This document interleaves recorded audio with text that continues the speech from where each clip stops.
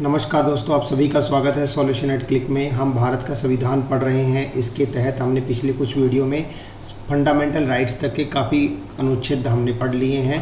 अब आगे बढ़ते हुए आज हम फंडामेंटल राइट्स को ख़त्म कर देंगे, जो इसका पार्ट 3 होगा। तो इससे पहले की वीडियो देखने के लिए आप मेरे चैनल सॉल्यूशन एट क्लिक की प्लेलिस्ट इंडियन पॉलिटी में जाकर देख सकते हैं। तो चलिए अब बिना समय गंवाए हम आरंभ करते हैं भारत के संविधान के फंडामेंटल राइट्स का ये भाग 3, जिसमें हम करेंगे धार्मिक स्वतंत्रता का अधिकार, शिक्षा और संस्कृति संबंधी अधिकार, और उसके बाद में जो बचे हुए आर्टिकल्स हैं उनको भी हम पूरा कर लेंगे। भारत के संविधान में धार्मिक स्वतंत्रता के अधिकार के तहत आर्टिकल्स अनुच्छेद नंबर 25 से लेकर अनुच्छेद नंबर 28 तक लिखे हुए हैं। अनुच्छेद नंबर 35 बोलता है अंतःकरण की और धर्म के अबाध रूप से मानने, आचरण करने और प्रचार करने की स्वतंत्रता। यानी इसके तहत हमारा संविधान भारत के नागरिक को किसी भी धर्म को मानने की, उस धर्म के अनुसार आचरण करने की और सबसे महत्वपूर्ण बात है अपने धर्म का प्रचार करने की अनुमति प्रदान करता है। क्योंकि राष्ट्र का कोई धर्म नहीं है, नागरिक किसी भी धर्म को अपना सकता है, उसका आचरण कर सकता है और उसका प्रचार कर सकता है। हालांकि राज्य को यह अनुमति प्रदान की गई है कि वह कोई ऐसा कानून बना सकती है जो किसी धार्मिक संप्रदाय के किसी विशेष संस्था के आर्थिक, वित्तीय, राजनीतिक क्रियाकलापों का विनियमन करने के लिए या उनको रोक लगाने के लिए कानून बना सकती है, और सामाजिक कल्याण और सुधार के लिए सार्वजनिक प्रकार की हिंदुओं के किसी भी संस्थाओं को सभी वर्गों और अनुभागों के खोलने के लिए उपबंध करती है। लेकिन यहाँ ध्यान देने वाली बात यह है कि हिंदुओं का अर्थ यहाँ पर सभी धर्मों के बारे में लगाया गया है कि किसी भी धर्म के किसी विशेष उपभाग को, अनुभाग को, वर्ग को उस विशिष्ट धर्म के किसी भी संस्था में जाने से नहीं रोका जाएगा। यह हमें आर्टिकल नंबर 25 प्रदान करता है। अब आगे बढ़ते हुए देखते हैं आर्टिकल नंबर 26। तो अनुच्छेद नंबर 26 के तहत किसी भी धार्मिक संप्रदाय को उसकी किसी भी अनुभाग के मैनेजमेंट की या प्रबंधन की छूट मिली हुई है, अगर वह लोक व्यवस्था, सदाचार और स्वास्थ्य के नियमों को ध्यान में रखते हुए उनका मैनेजमेंट करता है, और इसके तहत वह अपनी धार्मिक संस्थाओं की स्थापना कर सकता है, उनका पोषण कर सकता है, अपने धार्मिक विषयों के कार्यों का प्रबंधन कर सकता है, चल और अचल संपत्ति का अर्जन करके उनका स्वामित्व कर सकता है, और ऐसी संपत्ति का विधि के अनुसार यानी कानून के तहत रहते हुए उनका प्रशासन कर सकता है। तो यह सब हमें मिलते हैं आर्टिकल नंबर 26 के तहत अधिकार। अगला महत्वपूर्ण आर्टिकल है आर्टिकल नंबर 27, जो बोलता है किसी विशिष्ट धर्म की अभिवृद्धि के लिए करों के संदाय के बारे में स्वतंत्रता। यानी राज्य किसी विशिष्ट धर्म को बढ़ाने के लिए, उसका प्रचार करने के लिए, उसका संरक्षण करने के लिए आम जनता के ऊपर किसी भी तरह का टैक्स या सेस नहीं लगाएगी। जैसे कि एग्जाम्पल के तौर पर अगर मैं बोलूं, राम मंदिर निर्माण सेस, कि आप रेस्टोरेंट में जा रहे हैं, आपने खाना खाया और बिल चुकाते वक्त आपने देखा कि 0.5% राम मंदिर निर्माण सेस लगा हुआ है। किसी विशिष्ट मस्जिद के लिए या किसी सिख के किसी अनुष्ठान के लिए कोई टैक्स लगा हुआ है। इस तरह की चीज़ें आपको भारत राष्ट्र में देखने के लिए नहीं मिलेगी, क्योंकि हमारा संविधान इस चीज़ की स्वीकृति नहीं देता है कि किसी धर्म की अभिवृद्धि के लिए कोई टैक्स लगाया जाए। अब हम देखते हैं अगला आर्टिकल नंबर 28, जो बोलता है कुछ शिक्षा संस्थाओं में धार्मिक शिक्षा या धार्मिक उपासना में उपस्थित होने के बारे में स्वतंत्रता। तो इसमें तो सबसे महत्वपूर्ण बात तो उपखंड 1 में ही लिखी हुई है कि राज्य की निधि से पोषित किसी भी शिक्षा संस्थान में कोई धार्मिक शिक्षा नहीं दी जाएगी।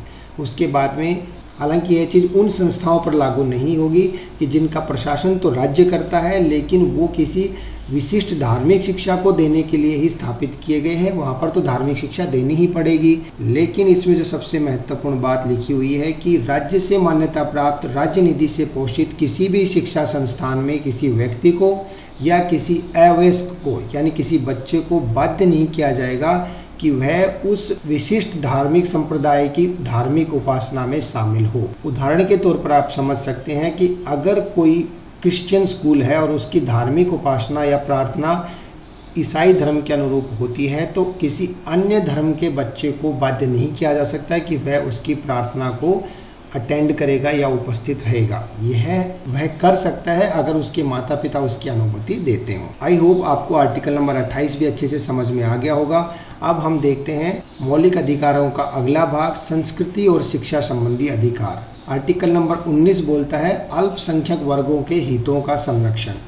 भारत का राज्य क्षेत्र उसके किसी भी निवासी या नागरिक का जो किसी भी अनुभाग में हो उसकी अपनी विशेष भाषा, लिपि या संस्कृति को बनाए रखने का अधिकार देता है। उसको मौलिक अधिकार है कि वह अपनी विशिष्ट पहचान बनाए रख सकता है। और दूसरी बात, राज्य पोषित या राज्य निधि से सहायता पाने वाले किसी भी शिक्षा संस्थान में धर्म, मूल, वंश, जाति या भाषा के आधार पर विभेद नहीं किया जाएगा। किसी नागरिक को प्रवेश से वंचित नहीं किया जाएगा। यह बोलता है आर्टिकल नंबर 29।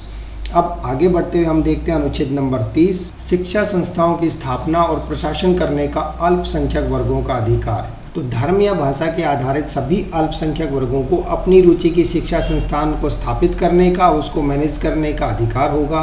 और अगर किसी वजह से राज्य को किसी विशिष्ट शिक्षा संस्थान को जो अल्पसंख्यक वर्गों के द्वारा स्थापित या पोषित किया गया है उसको अधिग्रहण करना पड़ता है या उसका अर्जन करना पड़ता है, तो राज्य यह सुनिश्चित करेगा कि उसको इतनी राशि दी जाए कि जिसके तहत उस विशिष्ट धार्मिक संप्रदाय के मौलिक अधिकारों की अल्पीकरण, कमी या हनन ना हो। और आर्टिकल 30 का दूसरा उपखंड बोलता है कि शिक्षा संस्थाओं को सहायता देने में राज्य किसी संस्था के विरुद्ध इस आधार पर विभेद नहीं करेगा कि वह किसी विशिष्ट धर्म या भाषा पर आधारित है या किसी विशिष्ट अल्पसंख्यक वर्ग के प्रबंधन में है। अब आर्टिकल नंबर 31 जो संपत्ति का अनिवार्य अर्जन था, इसको बाद में निरस्त कर दिया गया संविधान के 44वें संशोधन के तहत, क्योंकि इस आर्टिकल की वजह से बहुत ही समस्याएं आ रही थी। किस तरह की समस्याएं कि राज्य किसी भी निजी स्वामित्व वाली संपत्ति का अर्जन नहीं कर पा रहा था, चाहे वह लोक नियोजन के भलाई के लिए सुनिश्चित ही क्यों ना की गई हो। तो अब आगे बढ़ते हुए इसी अनुच्छेद 31 के तहत कुछ उपखंड हैं उनको देख लेते हैं। ये 3 उपखंड अपने आप में बहुत ही महत्वपूर्ण हैं और परीक्षाओं में बार बार पूछे भी जाते हैं, इसलिए इनको आप ध्यान से देखिएगा। अनुच्छेद 31 क्या बोलता है? संपदाओं आदि के अर्जन के लिए उपबंध करने वाली विधियों की व्यावृत्ति यानी कमी या उनमें रोक लगा। कि अनुच्छेद 13 में अंतर्विष्ट किसी बात के होते हुए भी, अब अनुच्छेद 13 क्या है यह मैं आपको करा चुका हूँ, फिर भी मैं यहाँ पर बता रहा हूँ।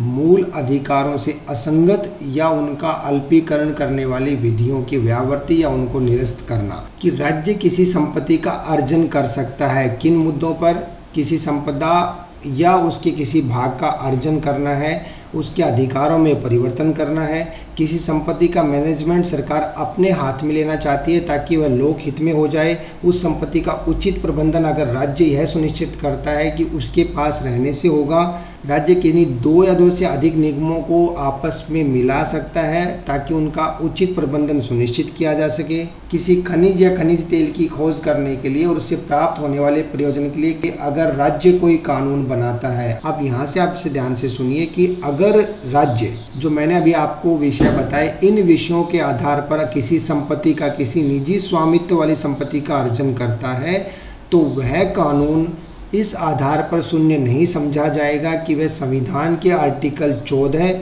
या 19 द्वारा प्रदत्त अधिकारों से असंगत है, उन्हें छीनता है या उनको न्यून करता है। आई होप अब आपको समझ में आ गया होगा।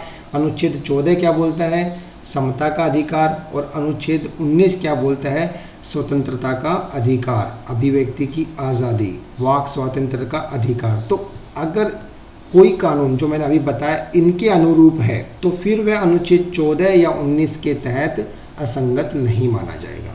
लेकिन अगर यह कानून राज्य के विधानमंडल द्वारा बनाए गए, किसी विशेष राज्य के द्वारा बनाए गए हैं, तो ये तब तक लागू नहीं होंगे जब तक राष्ट्रपति की सहमति उस पर नहीं मिल जाती है।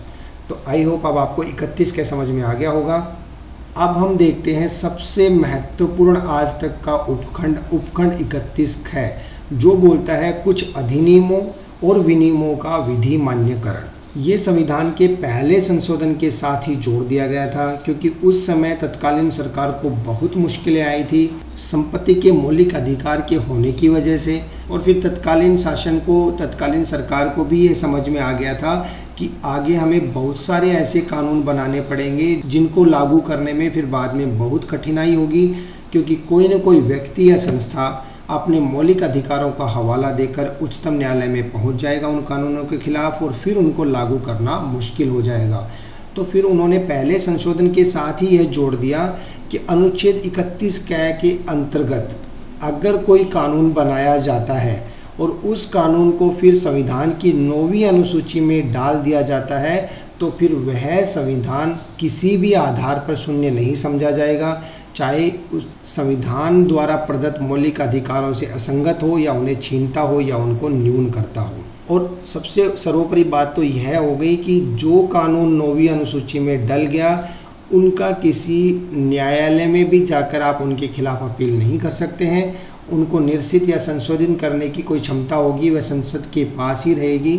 न्यायालय उनके बारे में कोई भी आदेश जारी नहीं कर सकता है। हालांकि बाद में उच्चतम न्यायालय ने स्पष्ट कर दिया, ऐसा नहीं है कि आप 9वीं सूची में कुछ भी कानून डाल दोगे तो वह न्यायालय के पुनर्अवलोकन के क्षेत्र से बाहर हो जाएगा।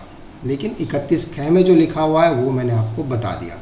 अब आगे बढ़ते हुए जानिए एक और महत्वपूर्ण उपखंड 31 क जो बोलता है कुछ निदेशक तत्वों को प्रभावी करने वाली विधियों की व्यावृत्ति। तो दोस्तों यह आपको तब अच्छे से समझ में आएगा जब मैं आने वाली वीडियोज़ में आपको राज्य की नीति के निदेशक तत्वों को अच्छे से करा दूंगा। उनके तहत आर्टिकल्स को आप अच्छे से पढ़ लोगे। फिलहाल आप यह जान लीजिए कि राज्य का यह परम कर्तव्य है कि वह ऐसी व्यवस्था सुनिश्चित करे जो लोक हित में हो, जो आदर्श राज्य की स्थापना करने की तरफ प्रेरित हो, अग्रसित हो या उसकी मंशा यह हो। लेकिन अगर राज्य को कुछ ऐसे कदम उठाने पड़ेंगे तो जाहिर सी बात है उसमें से कुछ कदम ऐसे भी होंगे जो मौलिक अधिकारों के खिलाफ होंगे, या किसी को भी लग सकता है कि ये कदम राज्य द्वारा जो उठाए गए हैं ये स्टेप्स मेरे मौलिक अधिकारों का हनन करते हैं। लेकिन संविधान के 25वें संशोधन के तहत ये स्पष्ट तौर पर जोड़ दिया गया कि अनुच्छेद 13 में किसी बात के होते हुए भी, अनुच्छेद 13 आपको समझ में आ गया, मूल अधिकारों का अल्पीकरण या उनसे असंगत होने वाली विधियां। तो अगर भाग 4 में अधिकथित किन्हीं भी तत्वों को सुनिश्चित करने के लिए, भाग 4 क्या है, राज्य की नीति के निदेशक तत्व, जो मैं आपको आगे कराऊंगा। फिर भी छोटी सी बात बता दूं कि राज्य ऐसी विधियों की व्यवस्था करेगा, ऐसी योजनाओं को सुनिश्चित करेगा जिससे एक आदर्श राज्य की स्थापना हो सके। तो आदर्श राज्य की स्थापना करने के लिए उनमें जो अनुच्छेद लिखे हुए हैं उनके तहत अगर राज्य कोई कानून बनाता है और राज्य की नीति को प्रभावी करने वाली ये विधियां इस आधार पर शून्य नहीं समझी जाएंगी कि वे अनुच्छेद 14 या अनुच्छेद 19 के तहत किसी मौलिक अधिकार का अल्पीकरण करती हैं, उनको छीनती है या उनको न्यून करती है। आई होप अब आपको ये समझ में आ गया होगा। और कोई विधि जिसमें स्पष्ट तौर पर यह घोषणा है कि वह ऐसी नीति को प्रभावी करने के लिए है, किसी भी न्यायालय में इस आधार पर उसके खिलाफ अपील नहीं की जाएगी कि वह उसके मौलिक अधिकारों को हनन करने के लिए बनाई गई है। यानी कुछ मामलों में राज्य की नीति के निदेशक तत्व ऊपर आ जाते हैं राज्य के द्वारा प्रदत्त मौलिक अधिकारों के। यानी ऐसा नहीं है कि मौलिक अधिकार सर्वोपरि हैं। हालांकि अदालत ने बोला है कि बिना मौलिक अधिकारों के कैसा संविधान, लेकिन कुछ ऐसे भी तत्व हैं जो राज्य को सुनिश्चित करने पड़ेंगे और उन मामलों में राज्य की नीति के निदेशक तत्व ऊपर होते हैं तुलनात्मक रूप से मौलिक अधिकारों के। आई होप अब आपको समझ में आ गया होगा। और बाद में 31 घ भी जोड़ा गया था जो बोलता था राष्ट्र विरोधी क्रियाकलापों के संबंध में विधियों की व्यावृत्ति। हालांकि इसको बाद में निरसित कर दिया गया। तो अब हम फटाक से देख लेते हैं अनुच्छेद नंबर 32 जो बोलता है संवैधानिक उपचारों का अधिकार। इसको संविधान की आत्मा भी कहा जाता है। क्यों कहा जाता है ये मैं आपको बता दूं कि भाई संविधान ने लिख तो दिए कि ये मौलिक अधिकार आपको मिलेंगे, ये मौलिक अधिकार आपको मिलेंगे, आपको इस तरह से मिलेगा, उस तरह से मिलेगा, लेकिन अगर राज्य ना दे तो कुछ ना कुछ तो विचार करना ही पड़ेगा।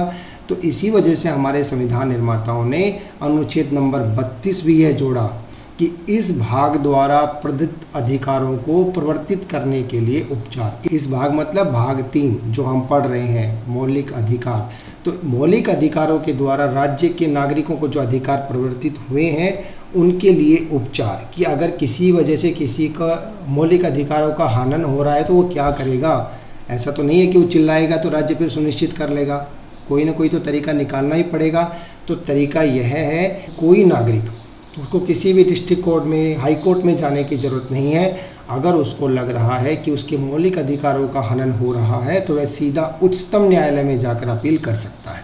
और इसके तहत सुप्रीम कोर्ट को भी यह निर्देश दिए गए हैं कि सुप्रीम कोर्ट यह सुनिश्चित करेगा कि किसी भी व्यक्ति के संवैधानिक अधिकारों का हनन ना हो और इसके लिए वह कोई आदेश या रिट बंदी प्रत्यक्षीकरण, परमादेश, अधिकार परीक्षा और ऑपरेशन रिट कोई भी समुचित हो वह जारी कर सकता है, उसको निकालने की शक्ति होगी।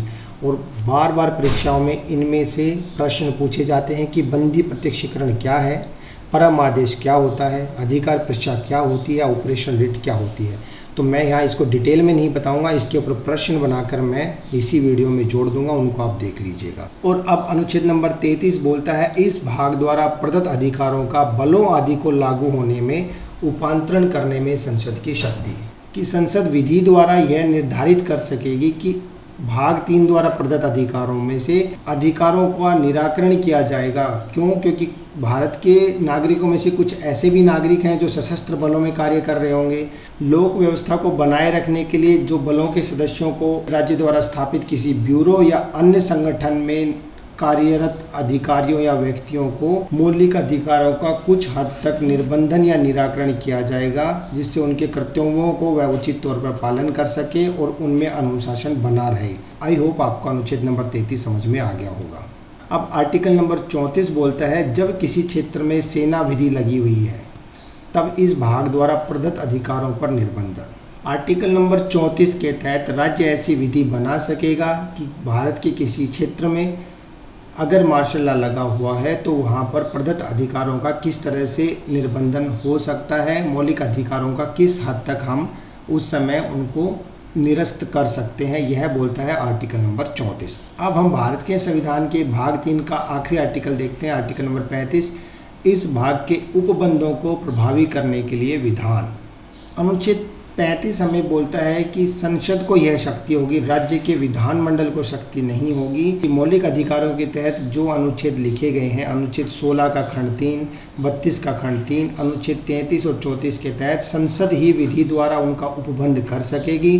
राज्य के पास उनकी शक्तियाँ नहीं होंगी, उनको संशोधित करने की शक्तियाँ नहीं होंगी। अब 16 क क्या है, 32 खंड का 3 क्या है, अनुच्छेद 33 क्या है, 34 क्या है, यह मैं आपको करा चुका हूँ। आप मेरी पिछली वीडियोज़ में जाकर इनको देख सकते हैं। तो चलिए दोस्तों, इसी के साथ भारत के संविधान के फंडामेंटल राइट्स का ये पार्ट पूरा होता है। इसके तहत हमने आर्टिकल 12 से लेकर 35 तक अच्छे से कर लिए हैं और मैं आशा करता हूं कि आपको ये बहुत ही अच्छे से समझ में आ गए होंगे। मैं फिर से इस बात को रिपीट कर रहा हूं कि भारत के संविधान से जो अधिकतर प्रश्न पूछे जाते हैं वो फंडामेंटल राइट्स से पूछे जाते हैं। तो ये आपका भी मौलिक अधिकार या कर्तव्य बनता है कि आप इन आर्टिकल्स 12 से लेकर 35 तक को तो अच्छे से रट लीजिए। तो चलिए दोस्तों, इसी के साथ मैं लेता हूं आपसे विदा। आज की वीडियो में इतना ही। हम जल्द ही मिलेंगे अगली वीडियो के साथ, जिसमें हम देखेंगे राज्य की नीति के निर्देशक तत्व जो कि आते हैं भारत के संविधान भाग 4 के अंतर्गत। तब तक के लिए नमस्कार, धन्यवाद, बाय बाय, थैंक यू।